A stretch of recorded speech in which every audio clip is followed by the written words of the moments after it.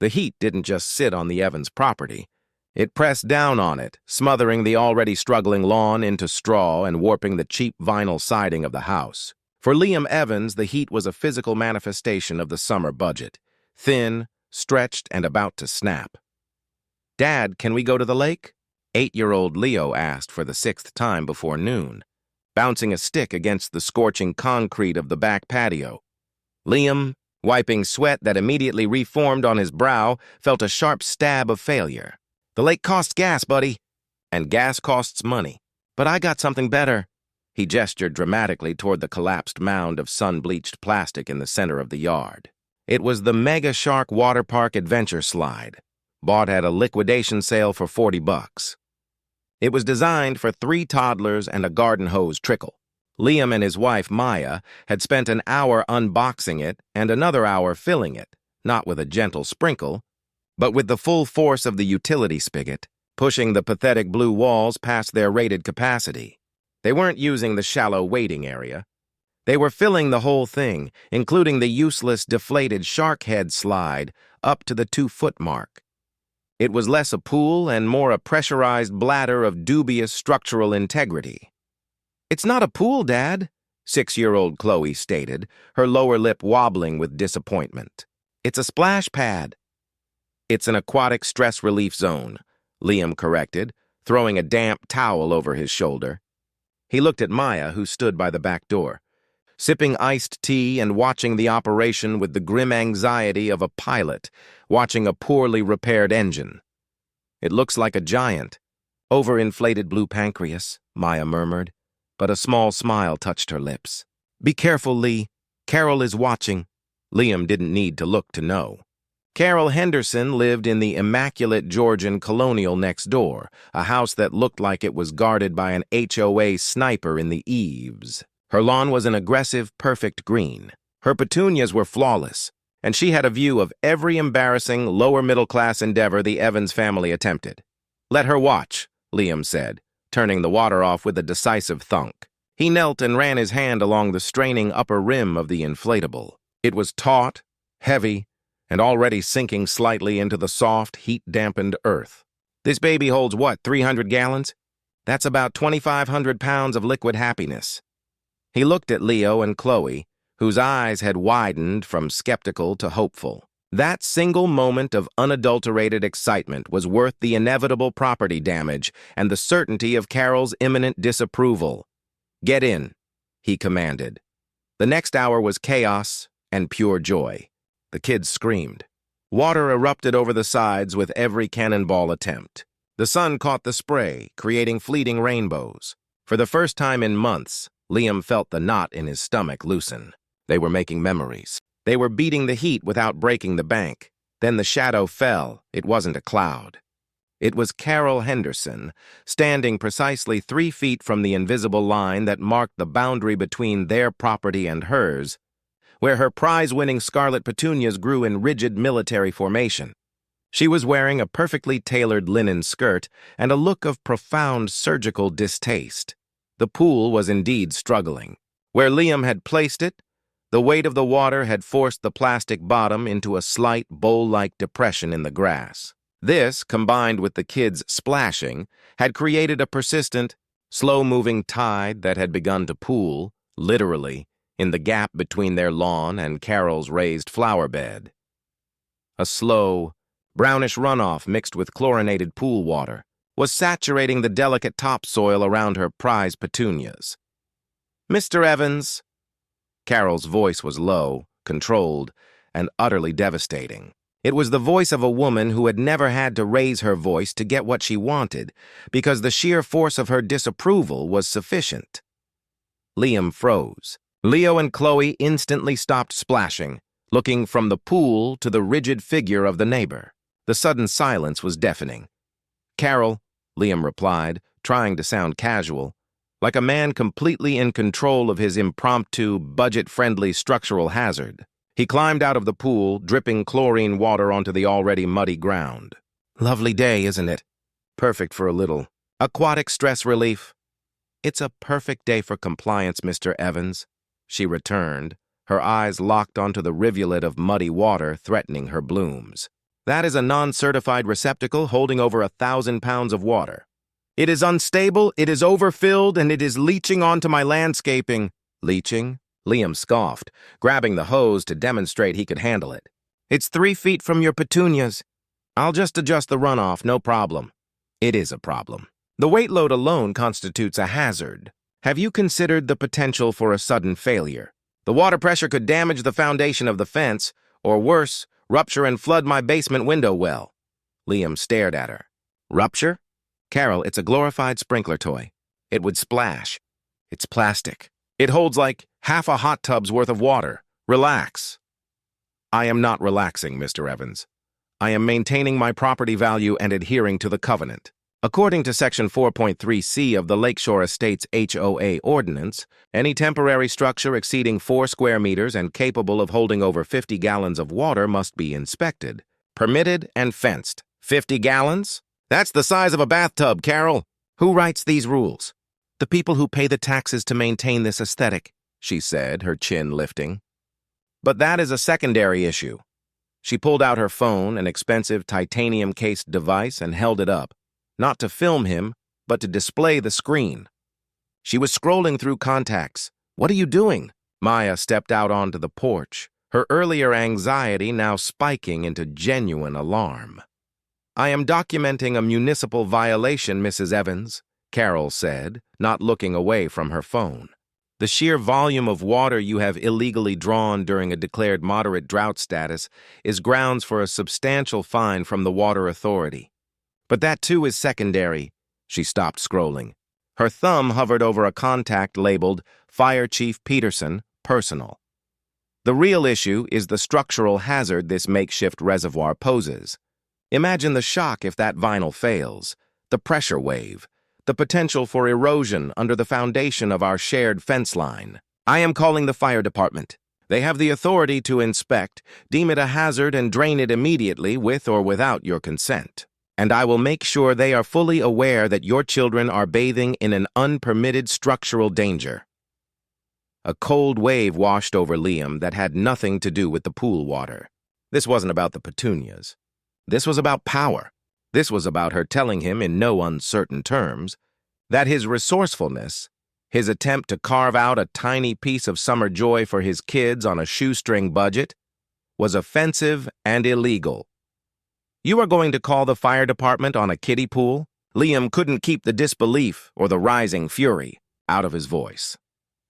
I am calling the non-emergency line for water safety and structural inspection, Carol corrected, emphasizing the official terminology. And yes, because that is not a kiddie pool. It is a makeshift, unregulated surface water containment unit, and I will not permit it to compromise my property.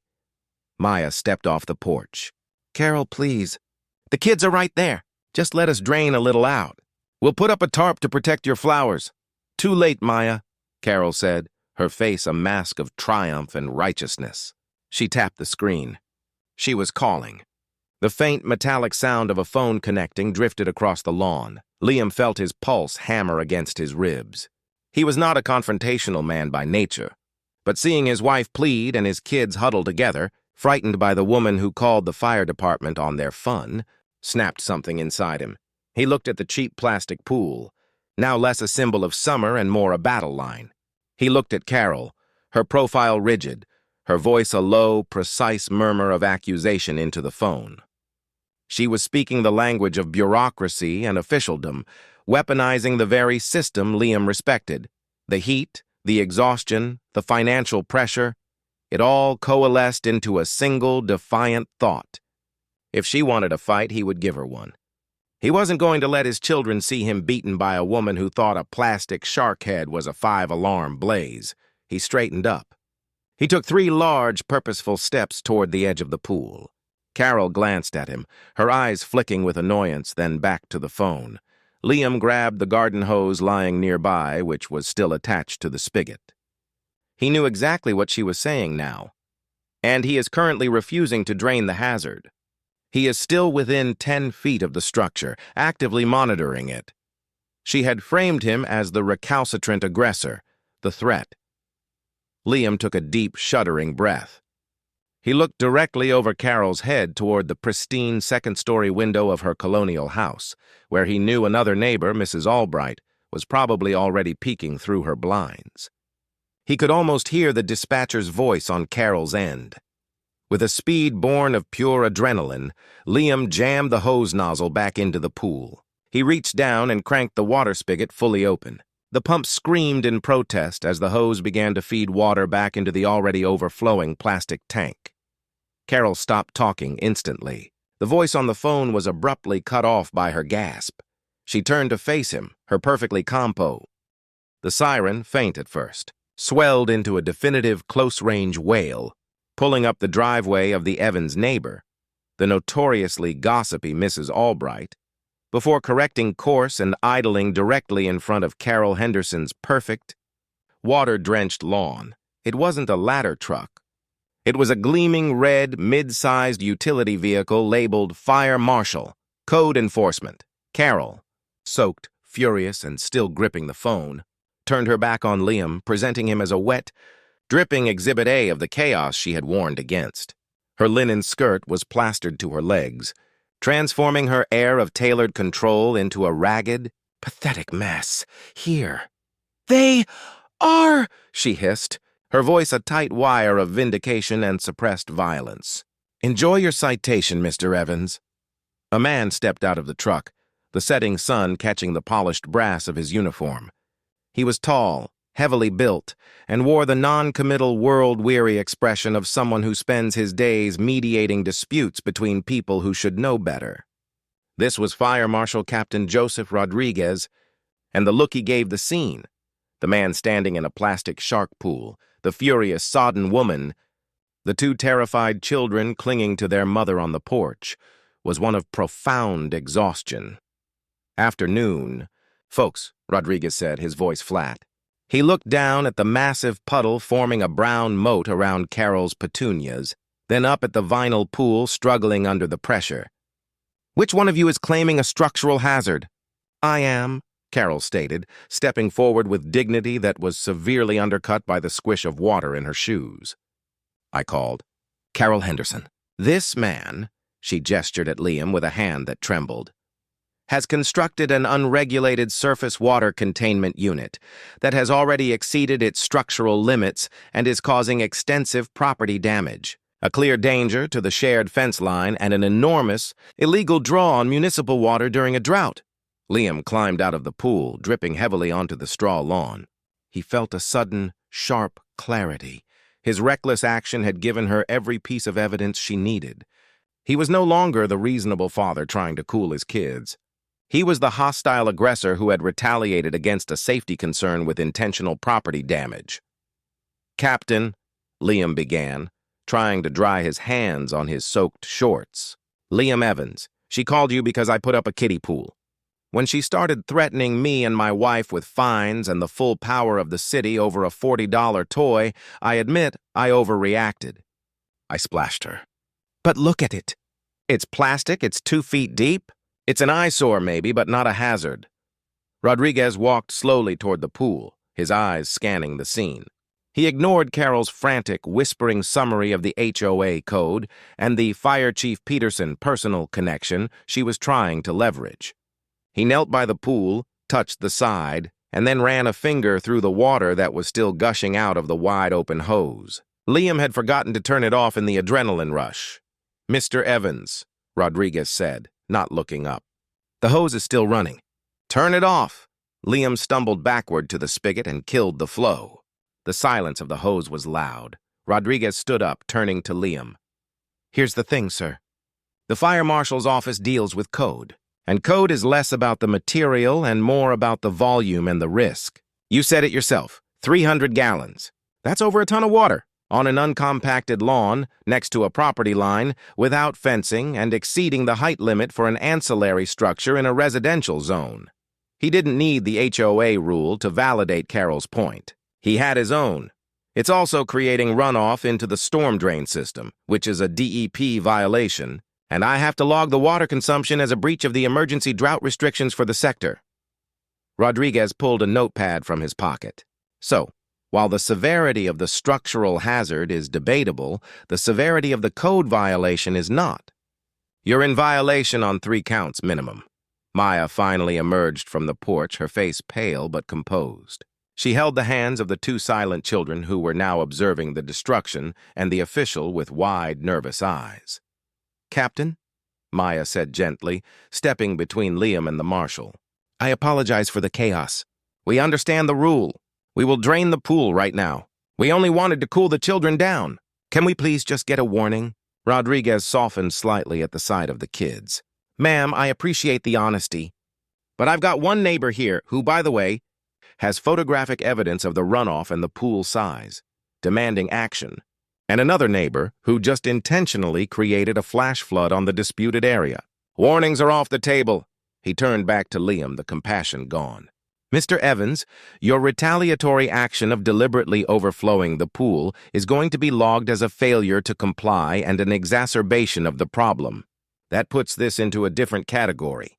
He tore off a sheet from his pad and handed it to Liam. It wasn't a citation for the pool, but an official notice of violation detailing the DEP and municipal water restrictions breach, accompanied by a separate summons for a mandatory appearance before the Lakeshore Estates HOA Code Review Board next Tuesday. "You have until sunrise tomorrow to safely drain this pool," Rodriguez instructed. "And by safely, I mean not into the sewer system, not onto Mrs. Henderson's property, and not by slashing the side and flooding your own lawn. You have to drain it slowly into a sanctioned soakaway or use a pump and hose it into your own backyard storm grate away from the property line. I'll send a follow-up inspector tomorrow afternoon." Carol watched the exchange with a slow, satisfied smile. She had won the battle. Liam had been cited, sanctioned, and publicly embarrassed in front of his wife, children, and half the neighborhood peeking through their blinds. "Captain," Carol called, her voice regaining its sharp, controlled edge. "The damage to my petunias. They are the centerpiece of my curb appeal. Will the citation address the financial compensation for this deliberate vandalism?" Rodriguez sighed, pinching the bridge of his nose. "Ma'am, that's a civil matter. You take that up with the HOA or small claims court. My job is structural code and water safety. Now, if you'll excuse me, I have to file this report." He got back into his truck, started the engine, and slowly drove away, the siren remaining thankfully silent. The sun had sunk, bathing the scene in a bruised violet light. Liam and Maya stood on their ruined lawn, looking at the pool, the source of their momentary joy, which now felt like a lead weight. "I'm sorry, Lee," Maya whispered, tears welling up in her eyes. "She won. We got fined, and now we have to face the HOA board." Liam looked at his citation. The HOA meeting was the true threat. Carol was on that board. She would use this not just to fine them, but to humiliate them and possibly push for a more permanent, expensive sanction against their property. They couldn't afford a fight that went beyond their property line. Carol, standing tall despite her sodden state, finally addressed them, her tone a triumphant eulogy for their summer fun. "I hope this teaches you both a lesson about respecting the rules of the community," she said. "Some of us work very hard to maintain the standards here. Next Tuesday, I'll be recommending the maximum fine and an assessment of potential structural remediation. Good evening." She turned to walk back to her house. As she reached her pristine white door, Liam spoke. "Carol." She stopped, but did not turn around. "The structural remediation," Liam said, his voice hard, the anger from the cannonball draining away, replaced by a cold, calculating resolve. "You keep talking about the fence line. The erosion. The basement window well." Carol finally turned, giving him a look of weary impatience. "What about it, Mr. Evans?" "It was my kid's birthday last month," Liam said, pointing to the crumpled, waterlogged HOA notice in his hand. "We never got you a thank you card, but we did get you this." He walked over to the edge of the property line, deliberately stepping past the crushed petunias, and kicked a small, loose stone. The stone skittered against the concrete foundation of Carol's house, right under the sill of her basement window well, the same window well she had been so worried about flooding. "That shared fence line you mentioned?" Liam continued, his eyes locked on her face. "It leans 3 inches to the left. The entire structure is rotting from the inside out. And I've noticed the drainage slope in your driveway has been pushing surface water directly toward that window well for a year." Carol frowned, her composure momentarily ruffled by the change in attack. "I happen to be an industrial maintenance engineer, Carol," Liam said softly, "and I've been reading the original plot survey from the county archives. Do you know where the original property line actually runs? It runs a full 4 feet to the right of that rotted fence." He stepped closer, into the shadow of her house. "Which means that beautiful, structurally sound, perfectly maintained Georgian colonial of yours is built entirely over the easement. And that basement window, well, you're so worried about, is actually sitting 1.5 feet onto the original designated fire marshal access right-of-way." Carol's face went white. This was a detail only someone obsessed with property lines and county records would know, or someone who had spent his career looking at blueprints and land surveys. Her eyes dropped instantly to the small concrete edge of the window well she had mentioned. Liam smiled. Not the desperate, wild grin of the cannonball, but a tight, dangerous smile of genuine leverage. "You want to talk?" The 2 days between the fire marshal's visit and the HOA Code Review Board meeting were the longest of Liam and Maya's lives. The kiddie pool, now a deflated, melancholy husk of blue vinyl, lay draped over the rusty side of their shed, a monument to their failed summer rebellion. But the real work was happening inside their small, overheated kitchen, where they had transformed the dining table into a war room. Liam, an industrial maintenance engineer by trade, was never happier than when buried in schematics and official documents. Using a county GIS map interface and the obscure 1993 plot survey he'd downloaded after his confrontation with Carol, he worked backward, tracing the lines of the fire marshal access right-of-way. "Look at this, Maya," Liam muttered, tracing a faint, dotted red line on the printout with a pencil. The right-of-way easement is supposed to be 10 feet off the north edge of the subdivision, running parallel to the old municipal drain line. When Carol's house was built, the previous owners pushed the foundation 6 feet past the lot line, absorbing 4 feet of the right-of-way. Maya, who was cross-referencing the state building code, felt cold dread. "That's not just an HOA fine, Liam. That's a mandatory structural correction. It means they have to physically move or remove the encroaching structure. If that window well and part of her basement wall are over the easement, the city can demand demolition." "Exactly," Liam said, his voice quiet but intense. "She was worried about my 300 gallons of water damaging her property. Her house is sitting on borrowed land, blocking an emergency access path, and it has been for 30 years. She leveraged the system against a man cooling his children. Now, we leverage the system against her foundation." Meanwhile, 3 doors down, Carol Henderson was living a quiet hell. Liam's parting shot, a throwaway comment about a basement window well and a fire access easement, had lodged in her mind like a splinter of glass. She had canceled 2 luncheons and postponed a garden club meeting, spending her time doing the one thing she never had to do: question her own perfection. She didn't dare call the city planning office. That would confirm her suspicions and trigger an official investigation. Instead, she called her former contractor, a man who had done cosmetic work 10 years ago. She used coded clinical language, asking about historical setbacks and easement conflicts on her property. Her hands clenched so tightly the knuckles were white. The contractor's non-committal, nervous answers confirmed the worst.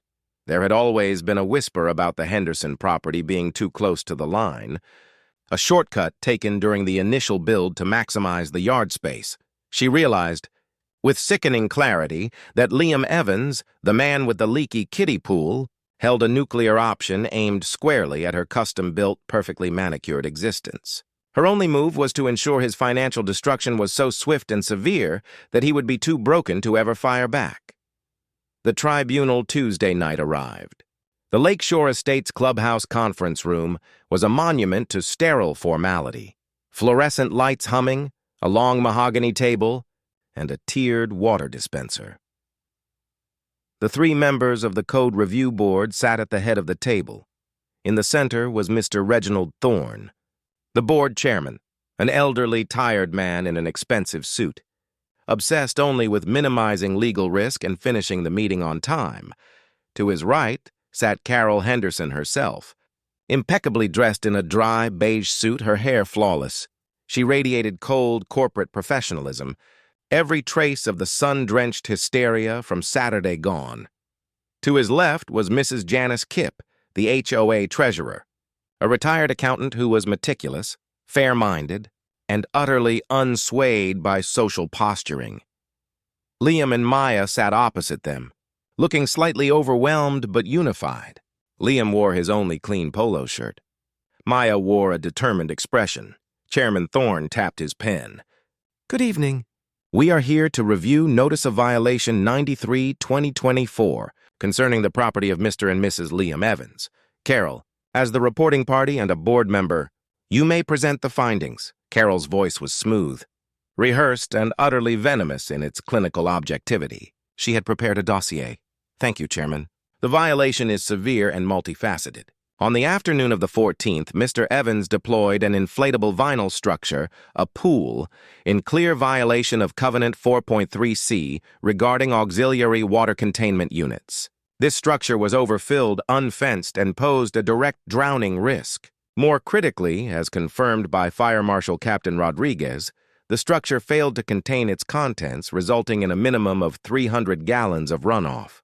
This runoff deliberately damaged my property, compromising the topsoil around the shared fence line, and constituting intentional vandalism and a significant breach of drought restrictions." She slid a laminated photo across the table, a close-up of the crushed petunias, the mud, and Liam's soaking wet footprint. "We are requesting a fine of $5,000 for the code violation, $12,500 for the water authority breach, and mandatory compensation for the landscaping damage. Furthermore, given the structural concerns expressed to the fire marshal, the board must mandate an immediate professional assessment of the shared fence line, the cost of which will be borne by the offending party, Mr. Evans," she concluded with a thin, polite smile.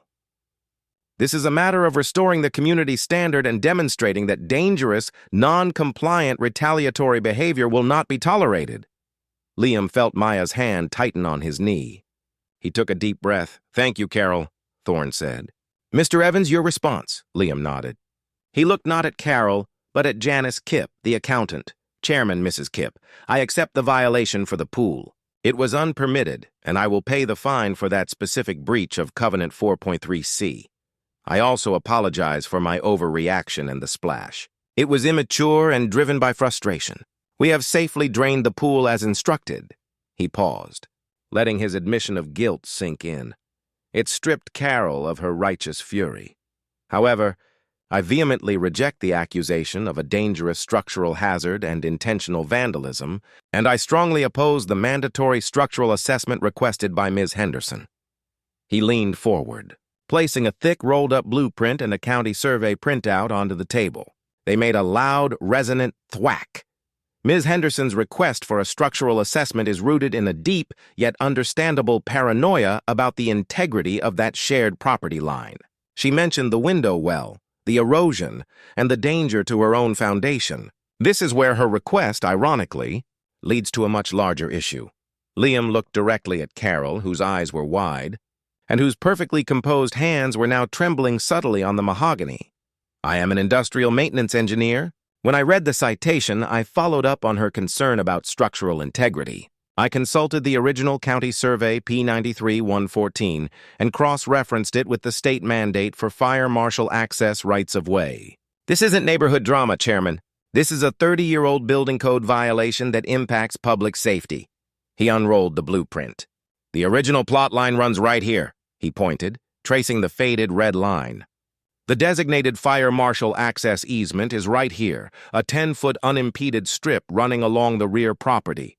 And Ms. Henderson's house, specifically her basement window well and the foundation under her north-facing den, is built 4 feet into that federally protected easement." He produced the last piece of documentation, a printout of the relevant section of the state building code. State Code Paragraph 410.b mandates that no structure, permanent or temporary, may impede a designated emergency access easement.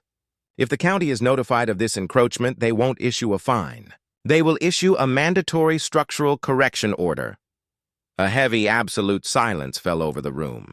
Chairman Thorne stopped tapping his pen. Janice Kipp put her accounting papers down and picked up Liam's blueprint, her brow furrowed in concentration. Carol's face was chalk white. She leaned across the table, her voice a desperate, frantic whisper. "This is slander. This is baseless retaliation. This is a fabrication, Chairman, meant to distract from his own criminal negligence. Is the survey a fabrication, Carol?" Liam cut in, his voice rising, raw with purpose. "I'm holding the county seal. Is the state code fabricated? The only structural hazard on these two properties is the one you're sitting on. Carol, you called the fire marshal over 2,500 pounds of water, and now you've learned that 2 tons of your own house are illegally blocking a fire truck path." Chairman Thorne cleared his throat, his voice shaky. "Miss Henderson, is this accurate?" Carol was cornered. If she admitted knowledge, she faced a lawsuit from the HOA for non-disclosure. If she denied it, she lied to the board and opened herself up to an immediate county-level inquiry. She finally looked at Liam. The sheer, incandescent hatred in her eyes was palpable. She had lost control of the narrative, and the consequences were catastrophic. "The request for the structural assessment is withdrawn," Carol choked out, her voice barely audible. "I move that the board accept Mr. Evans's apology, waive the fines associated with the water usage and vandalism, and levy only the minimum fine for the unpermitted structure, the pool, effective immediately." Janice Kipp looked up from the blueprint, her lips pressed into a thin line. She knew what she was witnessing. Not an act of mercy, but an act of terrified, preemptive surrender. Seki. The sealed envelope, resting innocently on the mahogany table as Liam and Maya left the Lakeshore Estates clubhouse, was the last thing Carol Henderson saw before the conference room door closed. It was a ticking clock. She knew the HOA, guided by the cautious, risk-averse Thorne and the meticulous Kipp, would be legally bound to investigate the easement claim. Once the county records were pulled, the violation would be undeniable, leading to a structural correction order that could cost her hundreds of thousands of dollars. Or worse, mandate the demolition of the encroaching section of her beloved home, the polite mask she had worn for the board. Meeting crumbled the moment she got into her immaculate German sedan. This was no longer about petunias or pool fines. It was an existential threat. Liam Evans had used her own weapon, bureaucracy and municipal code, to place a dagger at the throat of her property value. Her network, which once focused on social dominance and committee appointments, now had a single, urgent purpose: to find Liam's weakness and exploit it before the HOA's quarterly meeting next week, where the easement would be formally discussed. Carol had resources Liam didn't. Her husband, who remained an invisible entity in this neighborhood feud, was a senior VP at a major regional bank, and her social circle was a web of executive wives and influential board members. If Liam's life was held together by wire and determination, she would find the wire and snip it. She started with Liam's employment. Liam Evans, industrial maintenance engineer at Atlas Components, a small supplier specializing in custom filtration systems for manufacturing. Atlas Components was currently trying to land a major contract with TechCore Industries, a giant in the local logistics sector. TechCore was known to favor vendors with impeccable financial and compliance records. A friend of Carol's, the wife of a TechCore board member, was hosting a charity brunch the next morning. It was a leverage point. Liam spent the Wednesday morning after the HOA meeting feeling cautiously triumphant. He had paid the $250 fine online. The war felt distant, one on paper. But as he sat at his desk at Atlas Components, reviewing a complex pipe diagram, the quiet sense of victory began to erode. His boss, Mr. Fisher, a man known for his chaotic energy and perpetual optimism, approached his cubicle with a face like thunder. "Liam, my office, now." The door closed with a soft, final click. Fisher sat behind his cluttered desk, rubbing his temples. "Look, I don't know what you did or who you know," Fisher started, his voice a low growl. "But we just got a call from TechCore. Liam felt the bottom drop out of his stomach. TechCore, the contract that meant Atlas could afford to give everyone their bonuses this year. The contract that meant job security for the next 2 years. They rescinded the site visit, Fisher continued, running a hand through his thinning hair. Not postponed, rescinded. Their head of procurement called me personally. Said they had received some unsettling reports regarding the compliance and stability of key personnel. Key personnel? Liam asked, his voice strained. Who? You, Liam, it's you. I pushed him. He used phrases like documented legal instability, pending municipal litigation, and admitted breach of multiple safety codes. He specifically mentioned an incident involving a fire marshal and a structural hazard, Fisher, threw a printout onto the desk.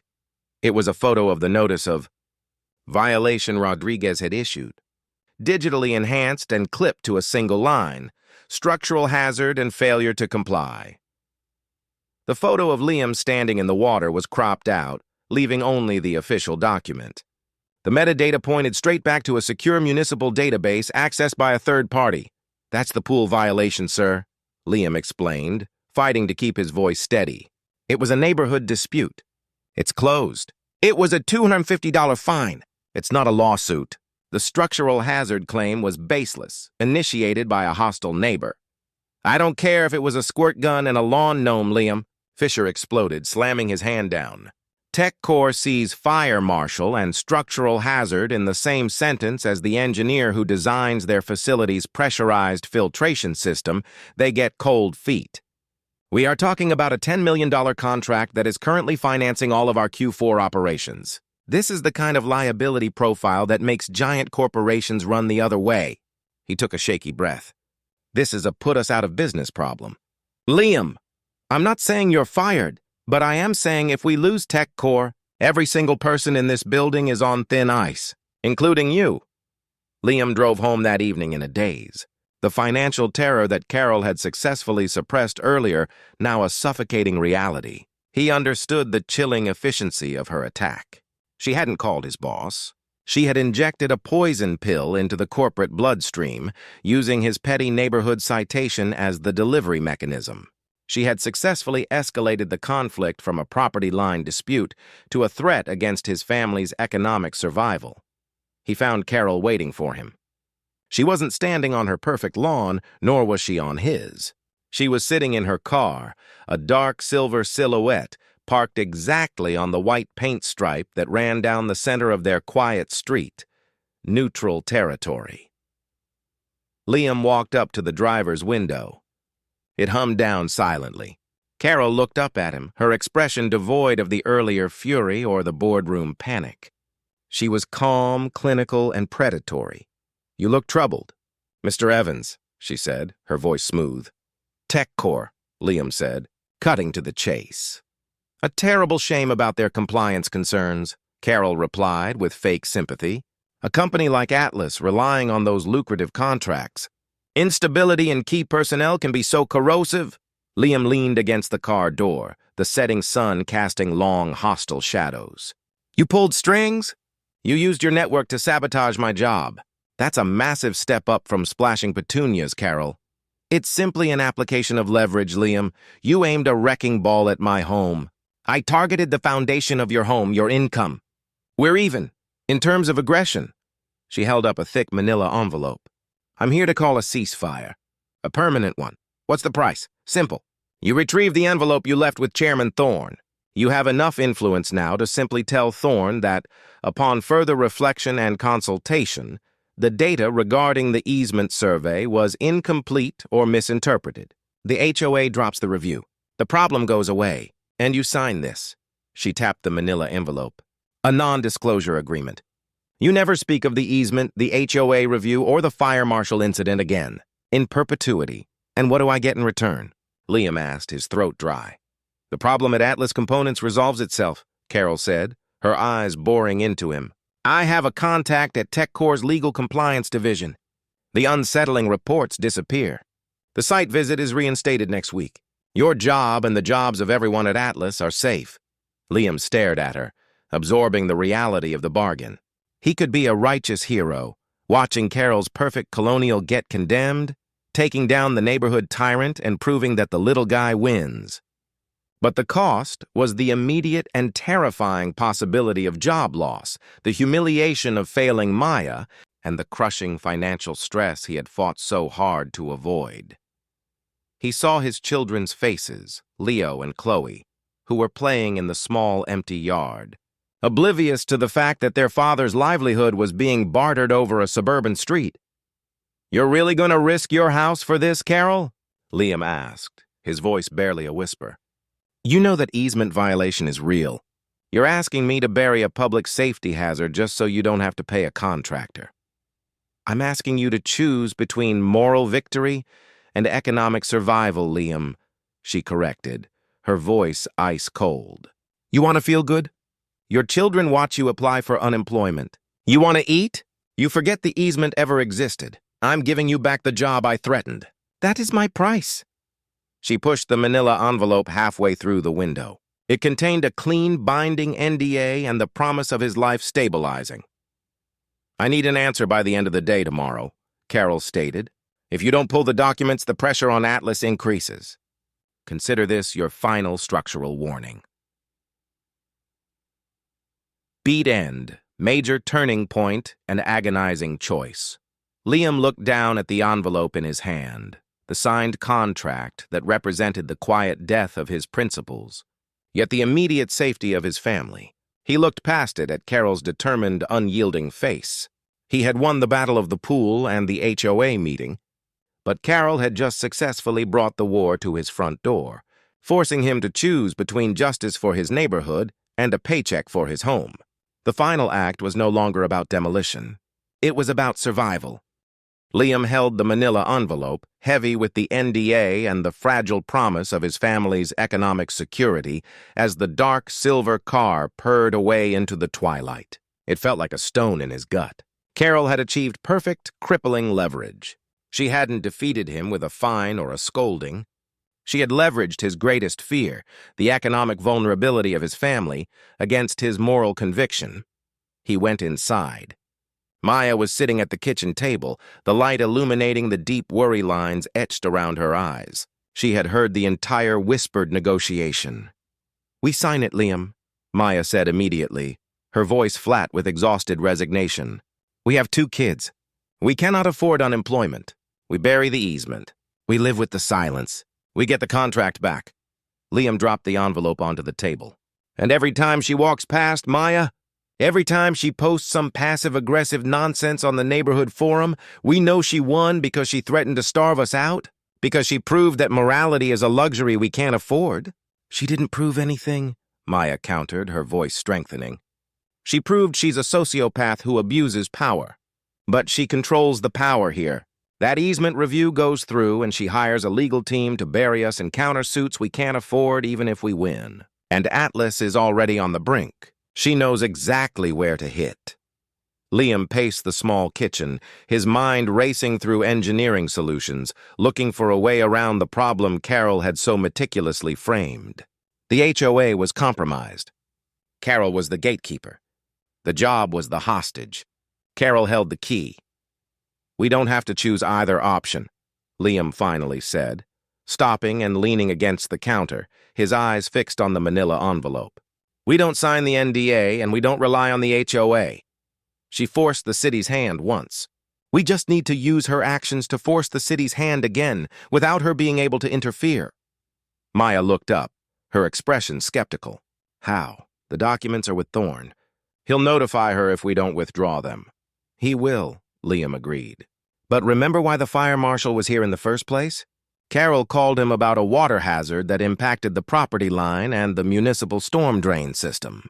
That brought in code enforcement and the DEP, the Department of Environmental Protection. The HOA is just a homeowners club. The DEP is the government." Liam grabbed his laptop and opened the PDF of the B93-114 survey, the proof of Carol's transgression. The window well is not just blocking a future fire truck path. It's an illegal obstruction built into a designated runoff area adjacent to an aging municipal line, Liam explained, pointing at the blueprint. "When I did the cannonball, I proved how surface water pools right there. The fire marshal's report confirmed runoff into the storm system. He started typing, his fingers flying across the keys. I am not retracting the HOA documents, but I'm not signing the NDA. Instead, I'm sending an anonymous, highly technical report, complete with the original survey and the fire marshal's citation number, directly to the County Code Enforcement and the DEP Engineering Division. I'm reporting a documented, persistent, and unmitigated structural impediment to the municipal drainage system that, I will argue, was exacerbated by the recent flooding and poses an immediate risk of foundation collapse due to hydrostatic pressure near the drain line. Maya watched him, a slow, dangerous realization dawning on her face. You're reporting the house, not the easement. I'm reporting the drainage issue, which happens to be caused by the illegal foundation, Liam clarified. The DEP and county engineering don't care about HOA rules or TechCorps contracts. They care about their infrastructure, their easements, and liability. A structural engineer making an official complaint about a foundation near a drain line, that triggers a mandatory rapid field survey. The problem becomes the county's to solve, not the HOA's. And Carol has no friends in county engineering. It was the ultimate technical maneuver, using Carol's own initial complaint, the water runoff, to bypass her defense, the HOA TechCorps leverage, and bring in an unbribable, relentless third-party authority. The next afternoon, the deadline Carol had set, Liam was standing on his porch watching the street. The manila envelope lay untouched in the hall.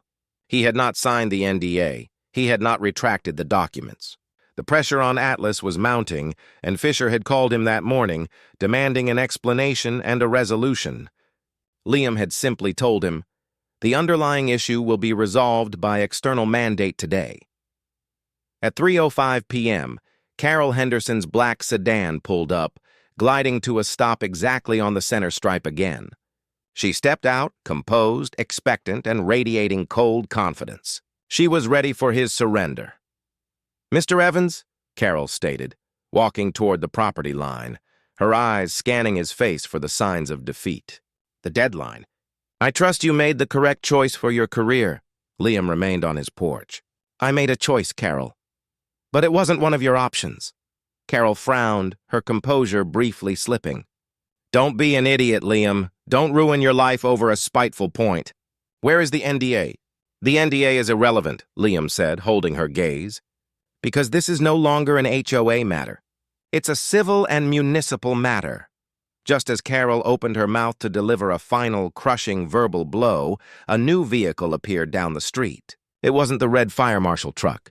It was a utilitarian white truck with bold blue lettering. County Public Works and Code Enforcement, Engineering Division. It wasn't fast or loud. It simply pulled up and stopped precisely in front of Carol Henderson's house. Two men in bright yellow reflective vests got out, carrying tripods and official-looking clipboards. They paid Carol and Liam no mind, stepping immediately toward the shared property line. Carol turned to the truck, her face a confused mask of indignation. Can I help you, gentlemen? You are blocking access to my driveway. The lead engineer, a grizzled man named Mr. Davis, didn't even look at her. He consulted his clipboard and then looked down at the corner of her lawn, where the illegal window well jutted out toward the grass.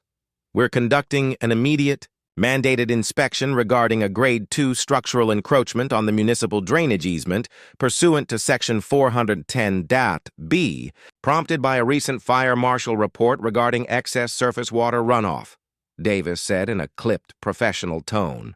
He pointed his clipboard directly at her house. Mrs. Henderson, your basement window well and approximately 4 feet of your foundation are illegally situated on the fire marshal access right-of-way. It's also compromising the main storm drain integrity. Carol's perfectly manicured facade shattered.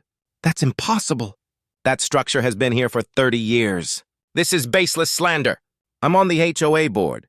This has to come through the proper channels. Davis finally looked at her, his expression utterly immune to her panic. The proper channel is the law, ma'am. And the law is the county code. And the county code says no permanent structure sits on a designated easement. Furthermore, the county, not the HOA, is responsible for the integrity of the drainage system. He stepped past her, setting up a tripod. We're tagging the structure for remediation and issuing a mandatory demolition order for the encroaching section of the foundation wall. You have 48 hours to schedule a consultation with a certified structural engineer. If you fail to comply, the county will proceed with the correction and issue you the bill for the emergency service. Carol stood frozen, watching the engineers calmly marking her perfect lawn with fluorescent orange paint, a professional, quiet act of irreversible structural violence. Her home, the pillar of her existence, was officially deemed an illegal structure. Liam stepped off his porch and walked slowly toward her. He looked at the orange paint mark, tracing the line of the mandated demolition. "That's the thing about structural hazards, Carol," Liam said softly, delivering the final karmic punch. "They don't care about who you know or how much money you have. They just care about the blueprints, beat end, karma, and ironic justice." Carol didn't respond to Liam. She was staring at the orange paint, the line that marked the beginning of her house's destruction, the consequence not of the pool, but of her own arrogance in prioritizing a petty fine over a genuine 30-year-old safety hazard. Liam, the man she tried to bankrupt over a 300-gallon kiddie pool, had simply used his job knowledge to turn her house into a municipal liability. She had threatened to call the fire department. The fire department's prior report had, in turn, called the demolition crew. The structural hazard was fixed, but it wasn't the pool.